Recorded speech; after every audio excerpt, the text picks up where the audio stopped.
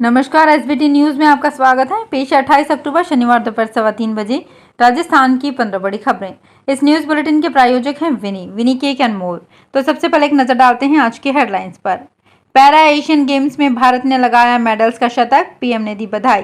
राजस्थान में एनडीए में दरार, मोदी के हनुमान व चिराग पासवान ने खड़े किए प्रत्याशी। बांके बिहारी में विवाद, भक्तों के लिए गेट नहीं खोले। गिरफ्तारी के बाद बंगाल के मंत्री ज्योति प्रिय अस्पताल में भर्ती। और सरकारी कर्मचारियों के बोनस पर चुनाव आयोग करेगा फैसला। और अब खबरें विस्तार से।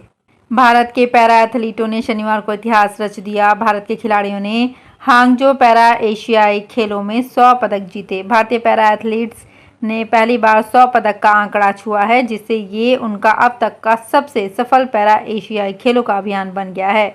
एशियन पैरा गेम्स 2023 में भारतीय पैरा एथलीट्स की इस ऐतिहासिक जीत पर पीएम मोदी ने एक्स प्लेटफॉर्म पर सभी खिलाड़ियों को बधाई दी। भारत ने 26 गोल्ड, 29 रजत और 45 कांस्य पदक जीते हैं, जबकि 2018 में 72 पदक जीते थे। राजस्थान विधानसभा चुनाव को लेकर एनडीए में तालमेल नहीं दिख रहा है। एनडीए में शामिल 3 प्रमुख दलों ने लिस्ट जारी कर उम्मीदवारों का ऐलान कर दिया है। जेजेपी और लोक जनशक्ति पार्टी ने अपनी लिस्ट जारी कर दी है, जबकि शिवसेना शिंदे गुट के राजेंद्र सिंह गुड़ा के खिलाफ उदयपुर वाटी से बीजेपी ने उम्मीदवार खड़ा कर दिया है। जन नायक पार्टी के बाद चिराग पासवान की एलजेपी ने 12 उम्मीदवार घोषित किए हैं। आपको बता दें कि इससे पहले जेजेपी ने पहली सूची जारी कर बीजेपी के वोट बैंक में सेंध लगा दी है।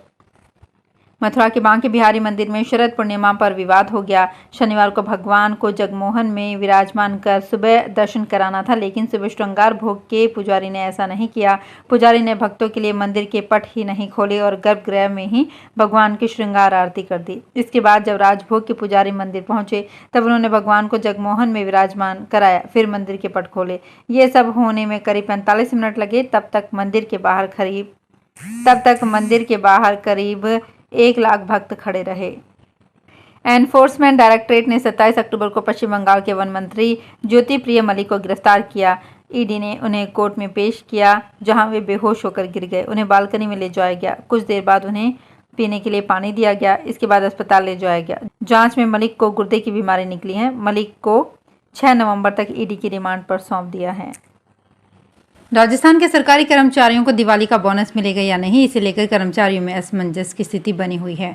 दरअसल केंद्र की मोदी सरकार की घोषणा के बाद प्रदेश की सरकार ने भी पिछले सप्ताह महंगाई भत्ता और बोनस पर मंथन किया। इसके बाद इससे जुड़ी फाइल सोमवार को मुख्य सचिव कार्यालय पहुंची। बुधवार को लंच ब्रेक से पहले ही सचिव की अध्यक्षता में 3 सदस्यीय स्क्रीनिंग कमेटी ने इसे मंजूरी दे दी। इसके बाद ये फाइल मुख्य चुनाव अधिकारी से होते हुए मुख्य निर्वाचन आयोग के पास दिल्ली पहुंच गई। अब दिल्ली से ही इस पर फैसला होना है।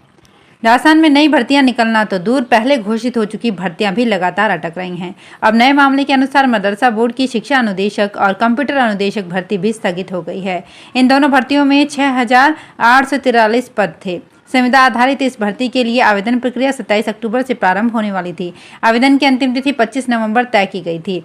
भर्ती आचार संहिता से पहले ही निकल गई थी। इसके बावजूद ये भर्ती आचार संहिता के चलते अटक गई। आचार संहिता के चलते अटकने वाली ये 5वीं भर्ती थी। विधानसभा चुनाव में भाजपा हाईटेक प्रचार करेगी। इसके लिए 200 विधानसभा में चुनाव प्रचार के लिए रथों को रवाना किया गया है। जयपुर में प्रदेश अध्यक्ष सीपी जोशी, केंद्रीय राज्य मंत्री अर्जुन राम मेघवाल, चुनाव सह प्रभारी नितिन पटेल, चुनाव प्रबंधन समिति के अध्यक्ष नारायण पंचवारिया सहित अन्य नेताओं ने झंडी दिखाकर इन रथों को रवाना किया। प्रदेश अध्यक्ष सीपी जोशी ने पत्रकारों से बात करते हुए कहा कि मुख्यमंत्री अशोक गहलोत जैसे अनुभवी और वरिष्ठ नेता की ईडी पर अभद्र भाषा का प्रयोग कर रहे हैं। ऐसा लगता है कि उन्हें चुनावों में हार का भय सता रहा है। मतदान के दिन कर्मचारियों के स्तर पर होने वाली गड़बड़ियां रोकने के लिए बीकानेर प्रशासन ट्रेनिंग को लेकर गंभीर है।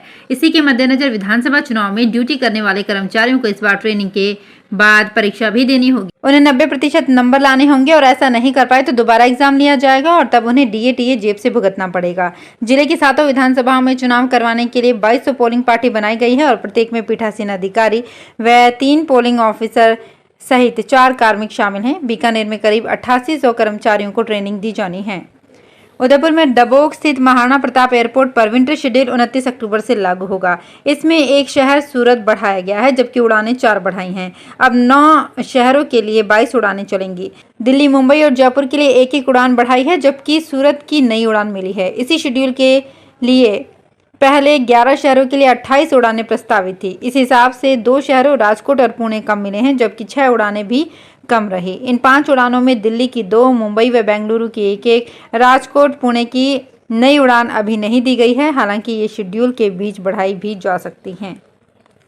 बालोतरा जिले में समदड़ी क्षेत्र के देवड़ा गांव में डिस्कॉम टीम ने पत्थर की माइंस पर किए गए बिजली कनेक्शन के मीटर में छेड़छाड़ कर लाखों रुपए की बिजली चोरी पकड़कर कनेक्शन काट दिया। करीब 1 करोड़ रुपए जुर्माना राशि का प्रारंभिक आंकलन कर फर्म को नोटिस जारी किया गया है। जुर्माना नहीं चुकाने पर 135/138 IE एक्ट 2003 के तहत कार्रवाई की जाएगी।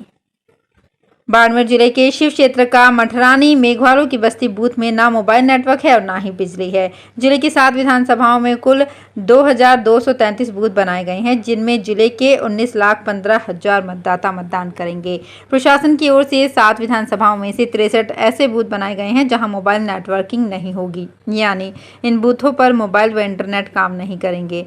ऐसे में ऐसी 60 लोकेशन में 63 बूथ होंगे। इन्हें शैडो एरिया बूथ नाम दिया गया है। इन बूथों पर चुनावी सूचना कंट्रोल रूम तक पहुंचाने और अपनी सीनियर अथॉरिटी तक देने के लिए प्रशासन की ओर से मोबाइल बाइकर्स की व्यवस्था की जाएगी। उत्तर पश्चिम रेलवे ने दीपावली त्यौहार और छठ पूजा त्यौहार में जुटने वाली भीड़ को देखते हुए बीकानेर मंडल की 6 रेलगाड़ियों में 10 अस्थायी कोच बढ़ाने का निर्णय लिया है। बढ़ोतरी 31 अक्टूबर से कुछ गाड़ियों में शुरू भी हो जाएगी। जयपुर जिले की 19 विधानसभा सीटों में से 4 सीट मालवीय नगर, विद्याधर नगर, सांगानेर और फुलेरा भाजपा लगातार 3 चुनाव से जीत रही है। इन 4 में से सांगानेर के अलावा तीनों सीट ऐसी है जहां भाजपा ने तीनों चुनावों के एक ही चेहरे पर दाव खेला था। इनमें मालवीय नगर से कालीचरण सर्राफ, विद्याधर नगर से नरपत सिंह राजवी और फुलेरा से निर्मल कुमावत को पार्टी ने हर बार टिकट दिया और इन्हीं चेहरों ने सीट जीतकर पार्टी के खाते में डाली। इस बार मालवीय नगर से कालीचरण और फुलेरा से निर्मल कुमावत को चौथी बार टिकट दिया है। वहीं नरपत सिंह राजवी की सीट बदल दी गई है। इन 3 प्रत्याशियों का जीत अंतर 2008 के मुकाबले 2013 में बढ़ गया था।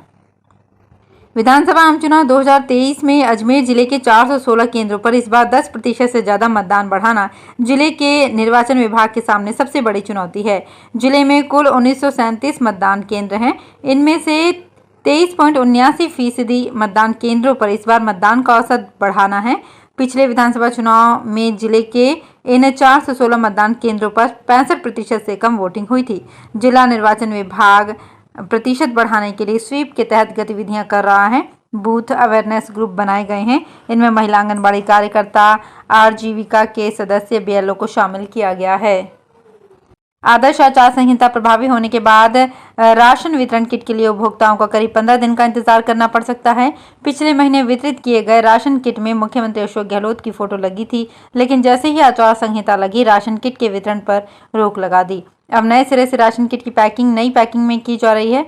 बीकानेर जिले में करीब 2,67,000 उपभोक्ताओं को राशन किट का पात्र मानते हुए पिछले महीने वितरण किया गया था। इस बार राशन किट का वितरण 30 अक्टूबर तक करना था, लेकिन आचार संहिता के कारण मुख्यमंत्री की फोटो लगी किट को नहीं बांटा गया। तो फिलहाल इस बुलेटिन में इतना ही। फिर हाजिर होंगे कुछ और बड़ी खबरों के साथ। अगर आप भी अपने आसपास की छोटी बड़ी और महत्वपूर्ण खबरों से अपडेट रहना चाहते हैं तो सब्सक्राइब कीजिए हमारे चैनल SPT न्यूज को और प्रेस कीजिए बेल आइकन पर।